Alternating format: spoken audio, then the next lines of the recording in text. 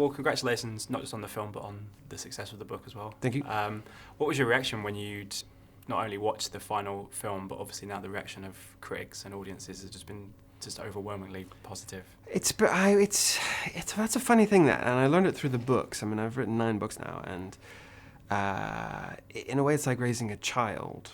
You know, you know all their flaws, but you know all that's good about them, and you just love them, and you hope the world loves them too, but you're not going to stop loving them because they're your kid. And so in a way it's like that. I love the people who responded. I absolutely love it, but all that I could really do is try to make something I'm proud of, and I'm really proud of it. So yeah, it's a funny old thing. It sounds like it's a funny old thing. I don't know what to do about it, really. So just sort of smile and go, great.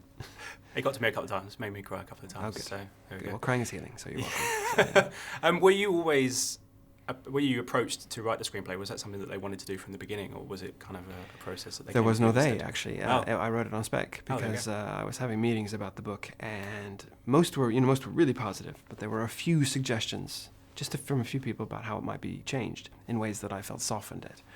And I felt really strongly against that because I'm always custodian of the book, but for this one I'm custodian of it for Siobhan Dowd and Jim Kay, and I felt I feel like I know if the book works why it might work. And so I wrote it on spec, and I didn't, I just said I wanted to start the conversation and say this is what I hold to be important. So it wasn't the usual process. It might have been a terrible mistake, but it worked out okay. What was it like meeting Juan for the first time? Because obviously he's the one behind this and created such a wonderful, wonderful film. Yeah, well the first time, we're both really bad at first meetings, so the second meeting was really good. First meeting I think we're just both shy and quiet, and he does 2 things which are perfect for the film, which is, one, he takes the child's point of view seriously, which I do as well. The child is the agency of the movie, of the story, and drives it. And the other is a willingness to let genres bleed together in a non-snobby way. So like The Orphanage took horror elements and The Impossible took thriller elements, but used them to tell an emotional story, and that's how I like to tell stories.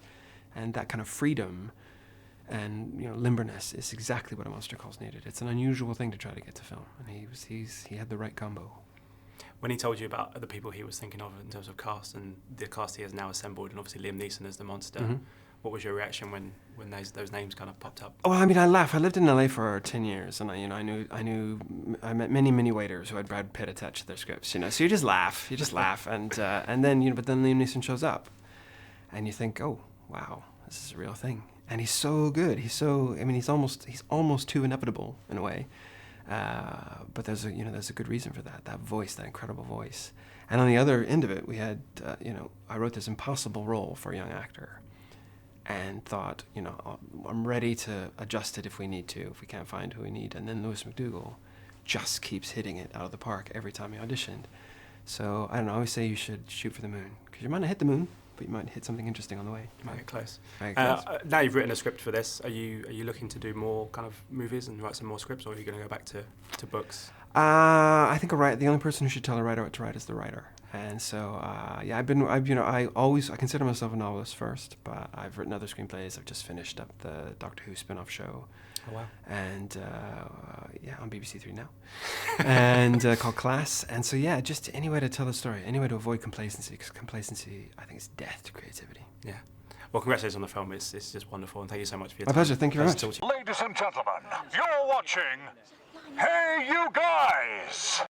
Hey You Guys, huh? Hey, you guys. Is that from the Goonies? It is indeed, yeah. Nice. Hey!